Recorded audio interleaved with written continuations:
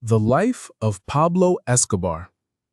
In the quiet town of Rio Negro, Colombia, on December 1st, 1949, a boy named Pablo Emilio Escobar Gaviria was born into a world of modest means.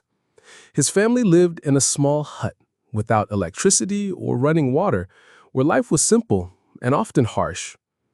Little did anyone know that this boy, who grew up playing in the streets and dreaming of a better life, would one day become one of the most infamous figures in history, Pablo Escobar, the king of cocaine. This is his story, a tale of ambition, tragedy, and the relentless pursuit of power. Pablo's father, Abel de Jesus Escobar, was a farmer, while his mother, Hamilda Gaviria, taught at a local elementary school. As the third of 7 children, Pablo often went without basic necessities, like shoes, and was sent home from school when his family couldn't afford education. Despite these hardships, he was bright and resourceful, showing an early knack for finding ways to make money. As a teenager, Pablo's entrepreneurial spirit took a darker turn. He began selling contraband cigarettes and fake lottery tickets, small hustles that helped support his family.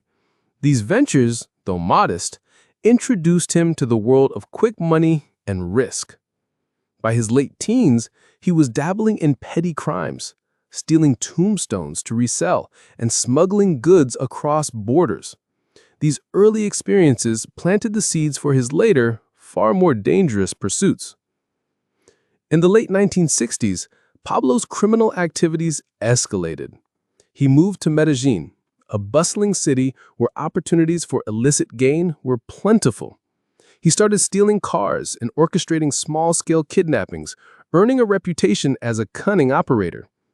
It was during this time that he met Maria Victoria Henao, a young woman who would become his wife in 1976. Their marriage brought a sense of stability to his personal life, and they later welcomed 2 children, Juan Pablo and Manuela. Yet, even as he built a family, Pablo's ambitions were pulling him deeper into the criminal underworld. The 1970s marked a pivotal moment. The global demand for cocaine was surging, and Colombia's strategic location made it a hub for the drug trade. Pablo saw an opportunity to transcend his small-time hustles.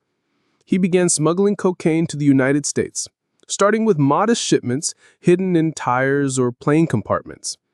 His ability to navigate the dangerous world of drug trafficking, combined with his charisma and business acumen, set him apart. By the late 1970s, he had co-founded the Medellin cartel with partners like the Ochoa brothers, laying the foundation for an empire that would dominate the global cocaine market. Under Pablo's leadership, the Medellin cartel became a juggernaut, controlling up to 80% of the world's cocaine supply by the early 1980s. His operations were industrial in scale, sourcing coca paste from the Andean countries and distributing it to a booming U.S. market. The cartel's profits were staggering. By the mid-1980s, Pablo's net worth was estimated at $25 billion, earning him a spot on Forbes' list of the world's richest men. His wealth was almost unimaginable. He owned 19 residences in Medellin alone, each with a helipad and a sprawling estate called Hacienda Napoles, complete with a private zoo filled with exotic animals like hippos and zebras. Millions in cash were buried or hidden when banks couldn't handle the volume. Yet Pablo wasn't just a criminal lord. He craved legitimacy.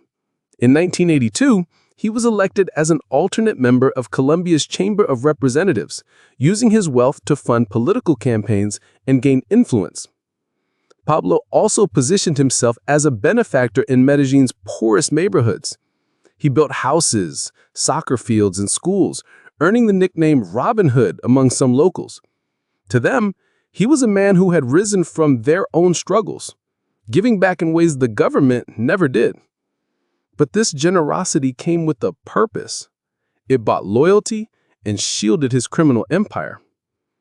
Beneath the philanthropy lay a darker reality. The Medellin cartel's success was built on violence and corruption.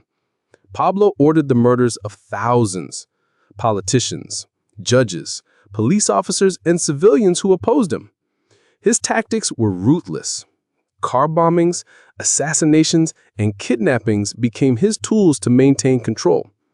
The 1989 bombing of Avianca Flight 203, which killed 107 people, was a chilling example, sparked by his fury over extradition policies that threatened to send him to the United States. Pablo's war against the Colombian government and rival cartels like the Cali cartel turned Medellin into a battleground. His willingness to use extreme violence to negotiate with authorities, offering bribes or death, made him both feared and infamous. By the late 1980s, he was no longer just a criminal, but a symbol of chaos, challenging the state's authority in ways few had done before. The Colombian government, backed by the United States, launched a relentless campaign to capture Pablo. In 1991, under pressure, he surrendered and was confined to La Catedral, a luxurious prison he designed himself. From this so-called jail, he continued to run his empire, hosting lavish parties and directing operations. When the government attempted to transfer him to a stricter facility in 1992, Pablo escaped, sparking one of the largest manhunts in history. The Search Bloc, a specialized police unit, and later the Pursuit Bloc, elite counterinsurgency troops, worked tirelessly to track him. Pablo lived as a fugitive, moving between safe houses and relying on a network of loyalists. But his empire was crumbling. Former allies turned against him, and the constant pressure took its toll. On December 2, 1993, just one day after his 44th birthday, Pablo's time ran out. A tip from a former associate led Colombian police to a middle-class neighborhood in Medellin. As he fled across rooftops, a police captain spotted him. Ordered to halt, Pablo kept running and was shot dead. His death marked the end of a violent era, but the wounds he inflicted on Colombia lingered. Pablo Escobar's life was a paradox, a man who rose from poverty to unimaginable wealth, who built homes for the poor but destroyed countless lives. His family faced the aftermath, living under assumed names to escape threats. His son, Juan Pablo, now Sebastian Moraquin, has spoken out against his father's legacy, advocating for peace. In Medellin, opinions remain divided. Some remember Pablo's generosity, others his brutality. His imported hippos, now a growing population in Colombia's rivers, are a quirky reminder of his excesses. His story, popularized by shows like Narcos, continues to captivate, but it's also a cautionary tale about the cost of unchecked ambition.